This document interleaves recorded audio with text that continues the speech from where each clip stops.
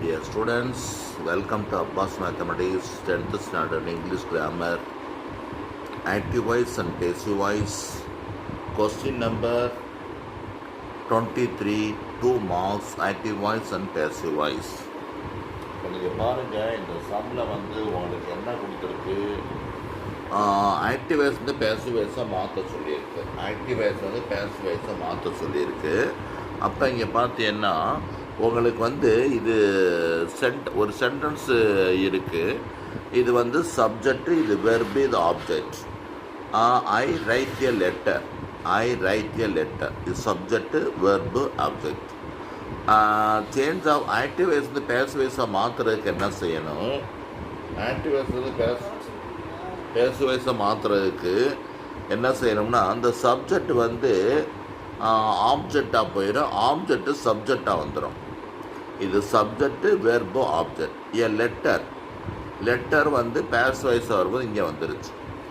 இந்த சப்ஜெக்ட் ஆப்ஜெக்டாக வரும்போது by object, மீங்கிறது ஐங்கிறது மீன் மாறும். இது ப்ரெசன்ட் டென்ஸு. ப்ரெசன்ட் டென்ஸ்னால் என்ன செய்யணும்னா, இதனுடைய pattern is plus PP, are plus PP, am plus PP. பிபின்னா பாஸ்ட் பார்ட்டிசிபிள். இந்த ரைட்டுங்கிறது ஈஸ் ரிட்டர்னு மாறுது. ஒருவேளை இது ஆம் ரிட்டர்னு வரலாம், ஒருவேளை இது ஆர் ரிட்டர்னு வரலாம். இந்த இடத்துல சப்ஜெக்ட் ஐ வந்துருந்துச்சுன்னா ஆம் ரிட்டர்ன் வந்திருக்கும். சிங்குலர் வந்திருக்கனால ஈஸ் ரிட்டர்ன் போடுறோம். ஒருவேளை இந்த இடத்துல ப்ளூரல் வந்துருச்சுன்னா ஆர் ரிட்டர்ன் போட்டிருக்கோம். இவ்வளவு தான்.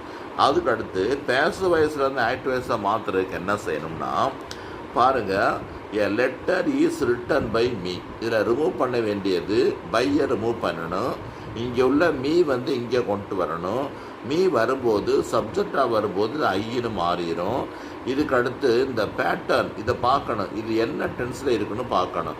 இது ப்ரெசன்ட் டென்ஸில் இருக்குது. எப்படி தெரிஞ்சுக்கிட்டேன்? ஈஸ் ரிட்டர்ன் கொடுத்துருக்கு. அப்போ ப்ரெசன்ட் டென்ஸ்னால் வெர்போட ஐஎஸ் ஐஎஸ் சேர்க்கணும். அப்போ வெர்போட இது ஐ வந்துடும்னா ரைட்டு மட்டும் போட்டால் போதும். இங்கே உள்ள சப்ஜெக்ட்டு இங்கே உள்ள ஆப்ஜெக்டாக மாறிடும். இவ்வளவு தான். அதுக்கடுத்து பாருங்கள், என்னென்ன சேஞ்ச் பண்ணணும்னு பாருங்கள். ஆக்டிவ் வாய்ஸில் இது பேசிவ் வாய்ஸு, பேசிவ் வாய்ஸில் ஆக்டிவ் வாய்ஸு. ஐ வந்தால் மீ வரும், மீ ஐன்னு வரும். வி அஸ்ன்னு வரும், அஸ் வீன்னு வரும். யூவாக தான் மாறும்.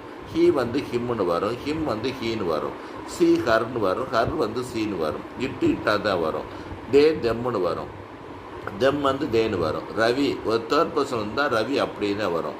ஃபாதர் அப்படின்னே வரும். இது no change. Step 2 active voice passive வாய்ஸாக மாற்றுறதுக்கு